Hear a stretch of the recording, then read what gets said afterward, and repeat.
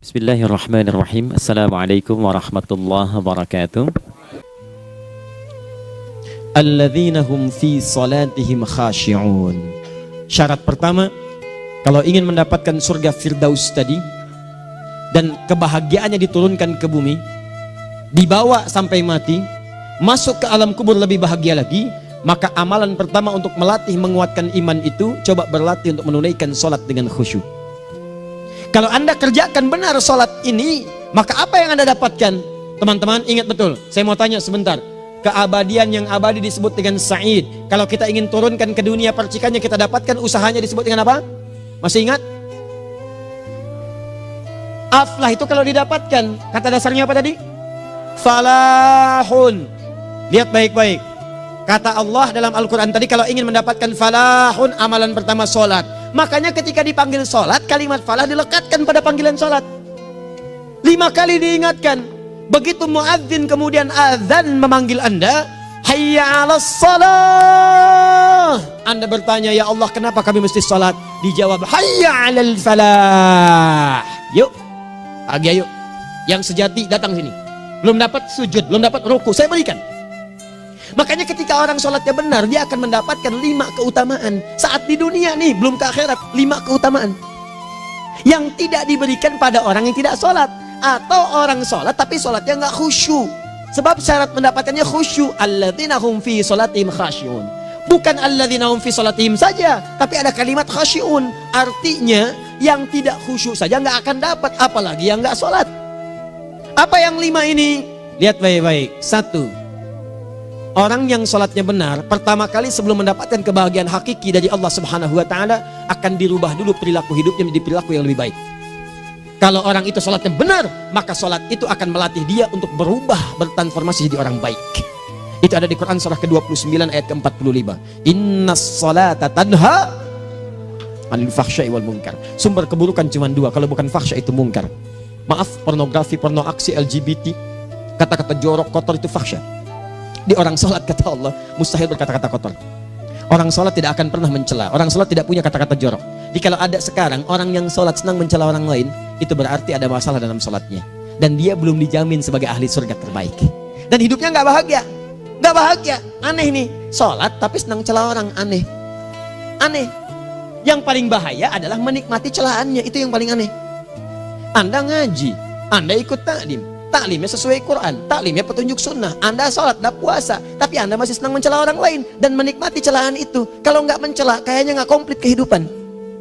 Maka ada yang salah dengan ibadah Anda. Ada yang keliru. Karena mustahil taat bertemu dengan maksiat, itu mustahil. Mungkar, keburukan yang diingkari oleh hati, sumbernya nafsu perut dengan akal. Bohong, mencuri, menipu, membunuh, merampok, membegal, mabuk dan sebagainya. Itu namanya mungkar. Orang sholat gak mungkin mengerjakan mungkar. Jadi kalau sholat kita benar, cukuplah Anda sholat, maka Anda akan jadi orang baik. Makanya kata Nabi, Anda punya anak dari kecil ajarin sholat. Sholat kalau naik jadi balik, kerjakan terus. Kasih pelajaran membuat dia mengerti. Kalau masih susah, berikan pelajaran. Ini sering diterjemahkan dengan memukul. Mukul di Arab beda dengan konteks mukul sekarang. Mukul di Arab tuh ngasih pelajaran supaya ngerti. Anda bisa terjemahkan dengan konteks lain. Uang jajannya tahan, yang kesukaannya simpan dulu. Bisa dengan konteks kekinian, tapi poinnya kenapa anak Anda dari kecil ajarin sholat, sampai kenalkan dengan masjid, ajari 3 tahun bawa ke masjid, kenalkan dengan masjid, gak ada masalah lari-lari itu sebelum waktu sholat. Kenalkan dulu.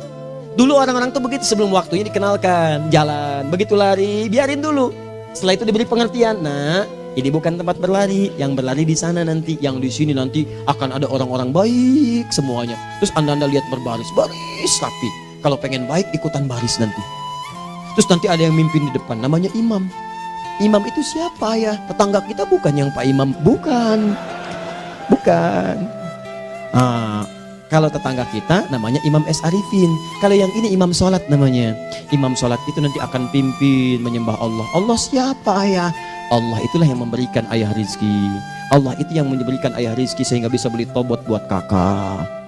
Beli robokar poli, ini yang poli, ini yang embers, ini yang heli, ini dulu kakak semuanya tuh. Yang kasih Allah. Nanti kalau kakak bagus bisa ikut rapi di sini, Allah akan senang, akan ditambah lagi oleh Allah. Oh begitu ya, datang begitu caranya.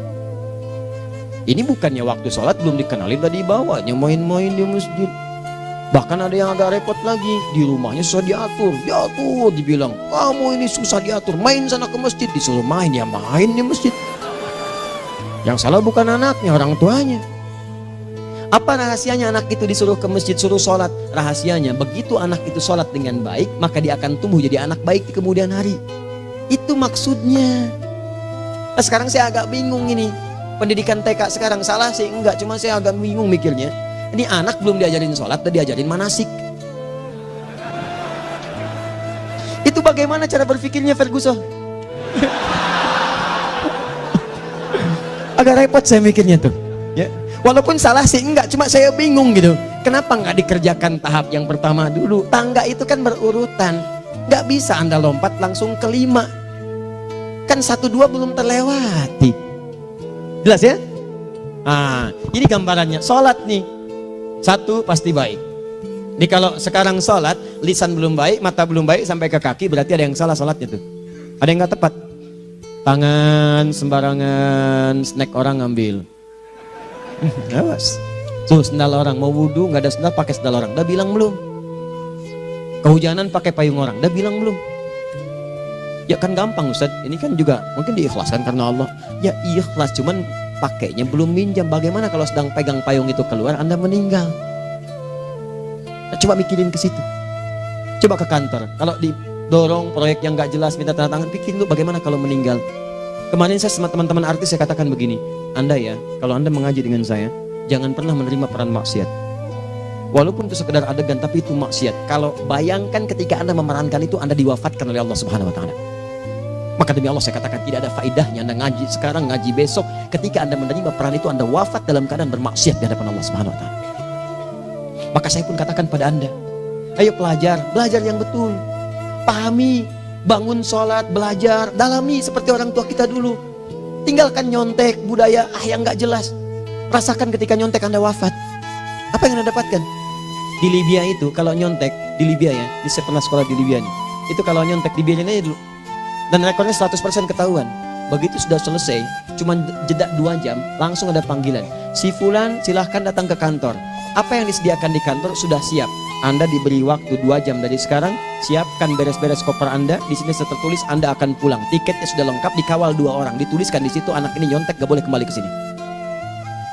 Libya. Gak ada, zero tolerance bagi yang seperti itu, keluar. Kami gak terima di sini. Harusnya begitu. Gak ada faedahnya. Yang kita butuhkan amalan dari ilmu, bukan nilai-nilai itu sementara. Gak ada. Sudah. Nah ini akhirnya begini kualitasnya nih. Tertulis di ijazahnya bagus, cum laude, IPK-nya 4, tapi nggak ada aplikasinya. Yang pintar banyak, kita butuh yang baik, pintar yang baik. Sekarang yang pintar banyak, kepintarannya dipakai untuk nipu orang. Itu yang bahaya. Ahli hukum banyak yang dihukum.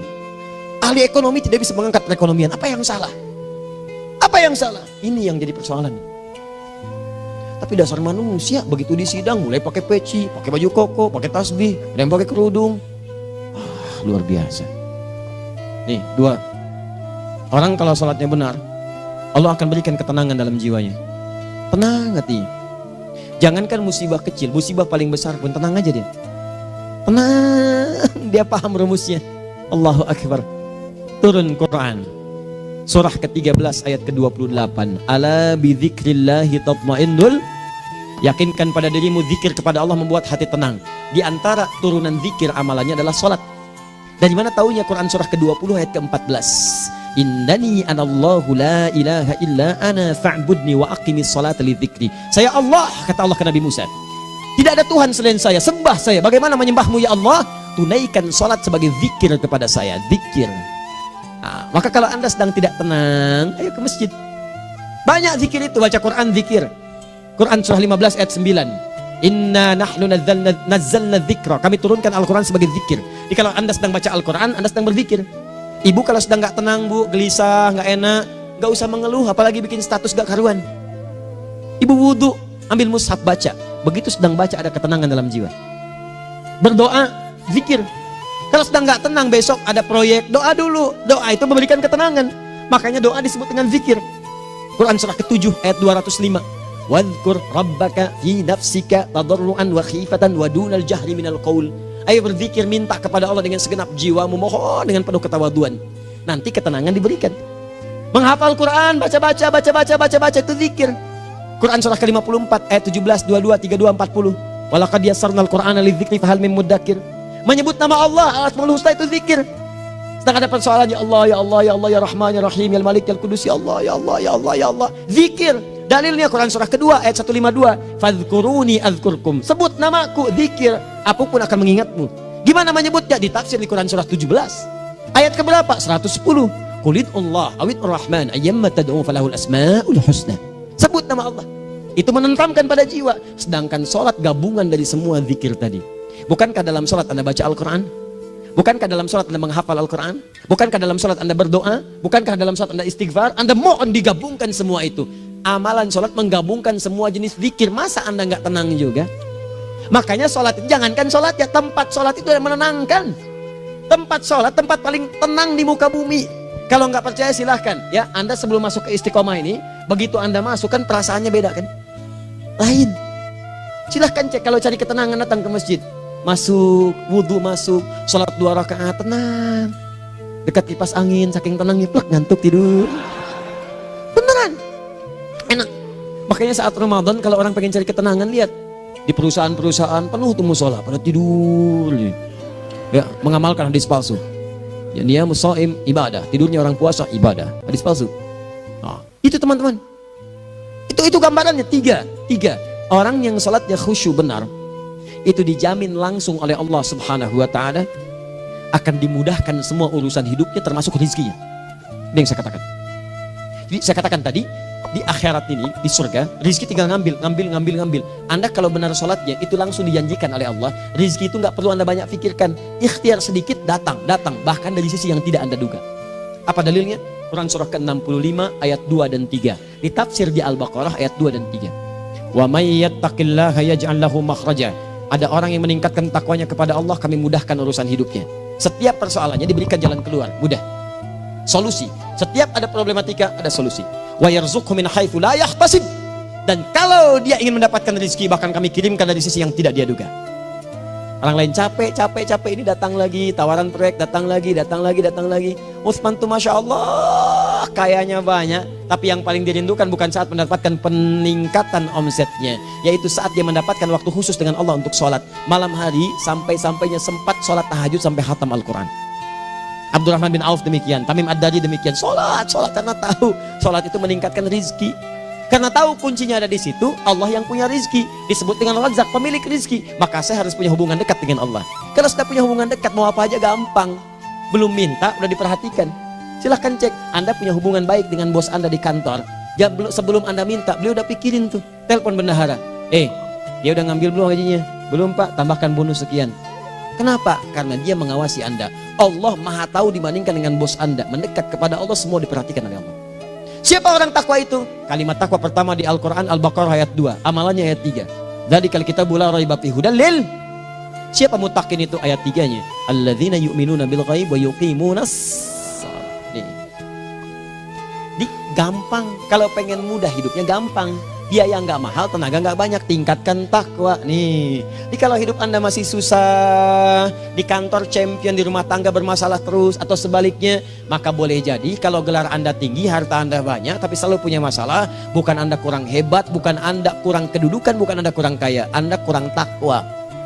Dan yang paling dahsyat, mungkin sholat Anda belum berkualitas. 4. Orang yang sholatnya benar, khusyuk dia. Bahkan saat sholat itu kalau dia minta, maka seketika doanya akan dikabulkan. Tanpa diskusi, langsung seketika. Contoh, Quran surah ketiga ayat 38-39. Demi Allah saya katakan, Nabi Zakaria punya masalahnya pelik. Sudah berumah tangga, istrinya divonis monopos, maaf bahkan mandul. Gak mungkin punya keturunan. Maka apa yang beliau kerjakan? Secara singkat beliau sholat. Begitu sholat minta kepada Allah. Hunalika da'a Zakaria rabbah. Di mihrab itu beliau bermohon kepada Allah. Bermohonnya sambil sholat. Qala rabbi habli min ladunka dzurriyyatan thayyibah innaka sami'ud du'a. Ya Allah, mereka katakan saya nggak mungkin punya keturunan. Sekarang saya ingin katakan, ya Allah, saya hanya minta darimu saja, saya nggak akan dengarkan mereka. Ya Allah, mohon engkau maha mendengar, ya Allah. Maha mendengar doa saya. Kalau kepada yang maha mendengar aja nggak mengabulkan, kepada siapa lagi saya mesti minta? Apa yang terjadi? Fanadatul malaikatu wa huwa qa'imun yusalli fil mihrab. turun malaikat mengabarkan, sedangkan beliau masih sholat, belum selesai dalam sholatnya. Sholat khusyuk itu belum selesai sholat aja dikabulkan, doa sudah turun. Sholatnya belum selesai, doa sudah dikabulkan. Annallaha yubashshiruka bi Yahya. Allah kasih kabar gembira, doa kamu didengar, dikabulkan, kamu akan punya anak, namanya langsung dari Allah Yahya. Artinya hidup yang mustahil menurut manusia, lahir seorang dari rahim perempuan yang menepus dan mandul, bayi yang hidup, kata Allah nggak ada yang mustahil bagiku, jadi dan jadi dia. Berita baiknya, Nabi Zakaria sholat dikabulkan. Umat Nabi Muhammad sebelum sholat sudah ditunggu oleh Allah, mau minta apa, aku kabulkan sekarang. Hadisnya qudsi, saya bacakan. Hadatsana qala Rasulullah sallallahu alaihi wasallam, qala Allahu azza wa jalla, qasamtu shalah baini wa baina abdi. Kata Allah, saya bagi dua ya salat antara aku dengan hambaku. Wali abdi ma sa'ala. Kalau hambaku benar salatnya, aku berikan apapun yang dia minta sekarang. Idza qala al-abdu alhamdulillahi rabbil alamin. Bagian pertama, kalau hamba benar nih baca Al-Fatihahnya dari alhamdulillahi rabbil alamin, kalau Allah azza wa jalla dijawab oleh Allah, hamadani abdi, hambaku sedang memujiku. Wa idza qala ar-rahmanir rahim, jika hambaku berkata ar-rahmanir rahim, qala Allah azza wa jalla athna alayya abdi, hambaku sedang menyanjungku. Wa idza qala maliki yaumiddin, qala Allah azza wa jalla majjadani abdi, kalau hambaku mengatakan maliki yaumiddin, kata Allah hambaku sedang mengagungkanku. Perhatikan sekarang.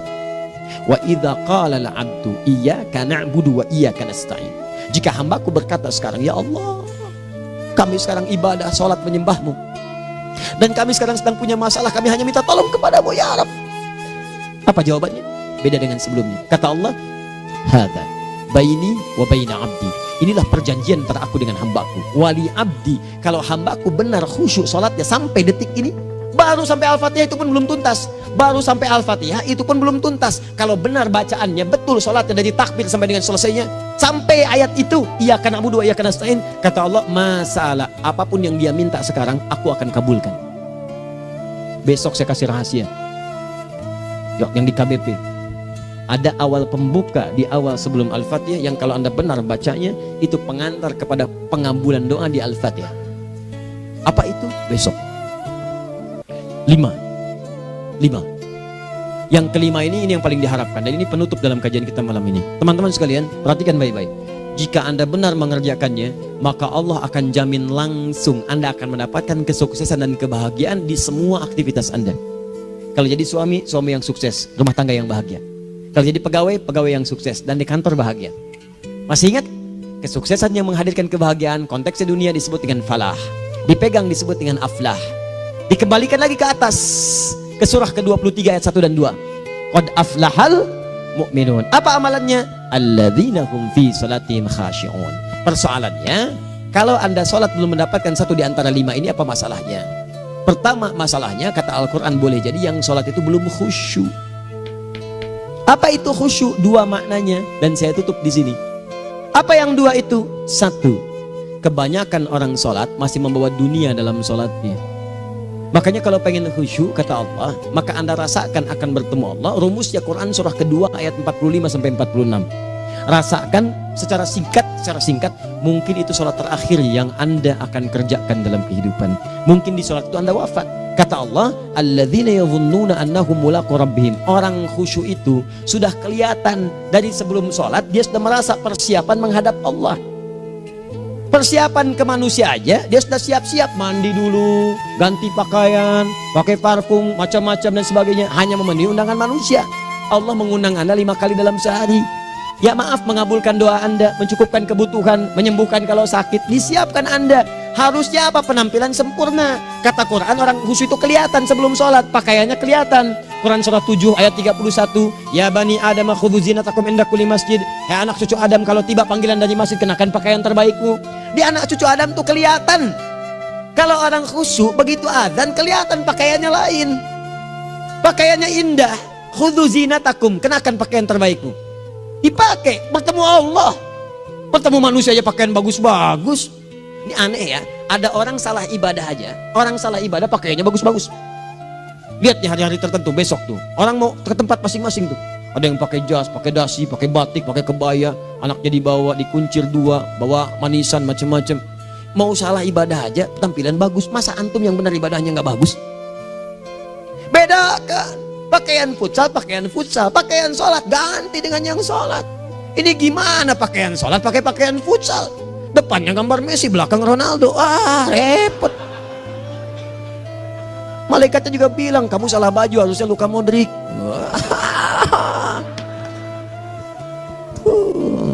Apalah saya. Nah, yang mau tanya apa? Mourinho dipecat saya tahu. Lagi nganggur sekarang, ditawarin Benfica dia nggak terima. Sekarang jadi dia komentator di beIN Sport. Nanti sebentar lagi dia akan komentari laga Saudi dengan Qatar dan komentari laga Arsenal dengan yang Sahih. Digantikan oleh Solskjaer. Dia super sub dulu. Ya, super sub. Ya, the baby assassin, ya pembunuh yang berwajah baby face. Masuknya di akhir-akhir. Gol. Sekarang melatih dia 5 kali kemenangan, belum kalah sama sekali. Saya hafal itu. Tapi masih di urutan ke-6. Tapi jaraknya ke yang ke-4 itu tinggal 3 poin lagi. Hafal saya. Liverpool tahu cuma 4 poin sekarang bedanya. Kemarin 7 kalah 2-1 sama Manchester City. Walaupun banyak analisis yang menyebutkan mungkin itu diberikan saja gitu kan. Karena ada yang lain-lain. Hafal kedua Manchester City. Hafal saya. Ayo mau tanya apa lagi? Tottenham Hotspur ke bawahnya. Ada Chelsea, ada Arsenal, baru kemudian Manchester United. Liga Italia, wah udah gak kekejar Juventus. Ya, apa lagi? Dan seterusnya lah. Gak ada ujungnya bahas yang begituan. Jelas ya? Maksud saya, Anda tanya itu saya jawab. Tapi tidak menghilangkan ibadah kita yang lain. Dan apa ruginya? Ya tahajud dah. Apa yang bisa dikerjakan besok, lihat besok. Ya kan tahajud kan bisa besok. Ada orang tahajud jam 10 pagi? Gak ada. Lebih baik Anda kerjakan malam tahajud. Yang tidak bisa dilihat malam, bisa dilihat besok. Cara berpikirnya bagaimana kalau besok meninggal? Gak kesampaian teman-teman sekalian. Gak kesampaian. Nah maka dari itu, Anda kalau mau ada panggilan sholat, siap-siap baju yang bagus. Itu sempurnakan. Anda panggilan orang mandi, panggilan Allah. Buka Quran surah 5 ayat 6, sempurnakan wudhu. Ya ayyuhalladzina amanu idza qumtum ila shalah faghsilu wujuhakum. Wudhu yang baik. Berpakaian yang rapi. Kenapa? Karena boleh jadi saat dipanggil Anda wafat saat itu. Maka wafat Anda dalam keadaan yang suci, dengan keadaan tobat, dengan pakaian terindah pada saat itu. Yang kedua, maaf, orang-orang kurang khusyuk itu saya tutup. Yang kedua itu karena kebanyakan orang sholat tidak paham, tidak mengerti apa yang dibaca dan dilakukan dalam sholatnya. Jujur pada diri sendiri, jawab pada diri Anda. Sampai sekarang Anda sholat, berapa persen bacaan sholat yang Anda pahami? Jangan-jangan selama ini Anda sholat ribuan kali sujud, ribuan kali ruku. Gak ada yang paham yang dibaca. Sekian persen yang paham. Bagaimana sholat Anda bisa khusyuk? Pekerjaan Anda dipahami, urusan akhirat Anda gak dipahami. Di mana cara berpikirnya? Aku yang bagaimana atau engkau yang harus bagaimana? Ya, coba berubah. Nah ini baru satu amalan, belum yang lainnya. Ada 5 amalan lagi yang kalau kita bisa turunkan itu, selain sholat yang khusyuk, maka jaminan tadi akan datang. Baru sholat khusyuk aja 5 datang, apalagi ditambah dengan 5 amalan lainnya lagi. Demi Allah saya katakan, dunia kecil sekali, gak ada nilainya. Akhirat aja enak, nikmat. Saya ketemu Ustaz Arifin beberapa waktu lalu, dan kita doakan semoga Allah berikan kesembuhan, kesehatan. Saya datang, biasa kita adamin berdoa, duduk. Bang istirahat, bang butuh istirahat, umat udah nunggu. Dah gak usah mikir yang lain, karena beliau cerita masjid, cerita zikro, cerita mana. Ya, insya Allah nitipin ini, nitipin itu dan seterusnya. Dan yang paling indah adalah, bang kita saling panggil weekend. Nikmat, gak ada yang senikmat ini. Zikir, Allah, doa. Nah bayangkan sakit tapi masih nikmat gitu. Nikmat. Iya bang, saya paham. Istirahat dulu. Banyakkan nanti orang jengkuk. Saya pamit dulu ya, supaya bisa istirahat, supaya tenang. Lama kita pegangan tangan, ngobrol, saling mendoakan. Itu nikmat. Dan cara berpikirnya kalau sudah pakai iman, semua nikmat. Ada uang nikmat, gak ada uang nikmat, sakit nikmat. Karena cara berpikirnya lain. Nanti kita bertemu lagi, saya terangkan pada Anda. Dan saya contohkan satu kisah. Bahkan ketika ada orang yang diuji Allah dengan ujian yang sangat luar biasa, yang menurut sementara orang itu ujian sangat luar biasa menggetarkan jiwanya dan susah untuk bertahan, tapi orang ini nikmat saja menjalaninya. Nikmat. Ada yang di rumah tangga, ada yang di macam-macam. Contohnya banyak. Satu contoh saya berikan di malam ini. Satu kali suami istri, wah luar biasa. Istrinya itu cerewetnya Pak, bukan cuma cerewet, ngeselin bagi suaminya. Maaf Bu ya, bukan ibu maksudnya. Jadi semua yang dikerjakan suami salah. Pengen mangga, ayah kalau kita sekarang dibeli mangga. Kenapa mangga yang ini? Saya pengennya mangga yang lain. Belikan mangga. Kenapa beli mangga aja? Jeruknya mana? Jeruk. Semua. Pokoknya semua yang kerjakan suami salah. Tapi suami tidak pernah mengeluh. Ini kerjakan, itu kerjakan. Satu kali, perhatikan cara memandangnya. Ketika iman sudah masuk ke dalam jiwa. Kata temannya, akhi, istri kamu ini begini nyusahin kamu. Kenapa kamu gak cari yang lain? Kan gampang ada syariat. Udah pisahin aja cari yang lain. Kamu tenang ibadah. Apa jawabannya? Hey, Allah sudah turunkan surga ke saya lewat dia. Kenapa kamu meminta saya untuk menjauhinya dan meninggalkan surga saya? Di cara melihat dia, bukankah ketika ada berbagai keluhan saya sabar? Bukankah sabar mendekatkan saya ke surga? Allah kirimkan tipikal istri seperti ini supaya mendekatkan saya ke surga. Dengan itu kan saya banyak pahala. Saya sabar, pahala banyak. Sudah Allah berikan pahala kepada saya, kamu malah nyuruh saya untuk berpisah dengan pahala itu. Perhatikan cara berpikirnya, indah. Kalau rumah tangga seperti ini semuanya enak gitu. Suaminya biasa-biasa, istrinya cantik luar biasa. Begitu berdandan kelihatan kata suaminya, Masya Allah, wajahnya tak berpaling, mata tak berkedip. Kata istrinya, ya zauji madzabik, sayang kamu kenapa? Wallahi syakiran lillah bihadari, demi Allah aku bersyukur mendapatkan istri secantik kamu. Kata istrinya, nahnu fil jannah zauji, kita berdua di surga. Kata suaminya, kok bisa begitu jawabanmu? Iya, kamu bersyukur dengan keadaanku, aku bersabar dengan keadaanmu. Catat. Bukankah orang syukur dan sabar di surga? Tuh lihat, canda-canda orang-orang soleh itu begitu. Nikmat ketawa walaupun nyelekit di hati. Cuman bawaannya enak gitu. Nah, nanti itu ada tuh, nanti saya turunin tuh. Yang di rumah tangga, yang ini, yang itu nanti. Kapan? Pertemuan berikutnya. Ya, jadi kita cukupkan dulu di malam ini apa yang kita pelajari supaya nanti nggak terlampau banyak kita dapat materi. Cuma sayang sedikit mengamalkan. Saya sudah tuangkan di sini. Banyak saya tuliskan termasuk di keluarga, di macam-macam. Ini saya tulis tapi silahkan Anda baca. Kalau ada manfaat silahkan dapatkan. Kalau ada yang kurang silahkan sampaikan untuk dikoreksi. Semoga Allah muliakan kita semua insya Allah. Sekali lagi, perbaiki hidup. Jangan banyak mainnya. Dan sudah, jangan banyak membuang dengan yang sia-sia apapun yang dihadapi. Sekali lagi, tolong jaga kondusivitas, bantu negara kita, ketertiban, keamanan.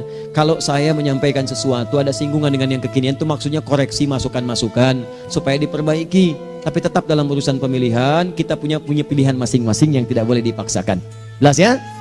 Baik, jadi ya saya sampaikan sekali lagi. Pertama, pilih mana? Anda dipaksa harus ikut, atau yang kedua, kita bebas memilih sesuai. Dah. Sudah ya. Jadi kita akhiri. Subhanakallahumma bihamdika asyhadu an la ilaha illa anta astaghfiruka wa atubu ilaik. Wa akhiru da'wan alhamdulillahirabbil alamin. Berjumpa besok sesi terakhir fikih ikhtilaf di Masjid Ar-Rahman Kota Baru Parahyangan. Assalamualaikum warahmatullahi wabarakatuh. Terima kasih untuk semuanya. Mohon maaf kami langsung pamit. Assalamualaikum warahmatullahi wabarakatuh.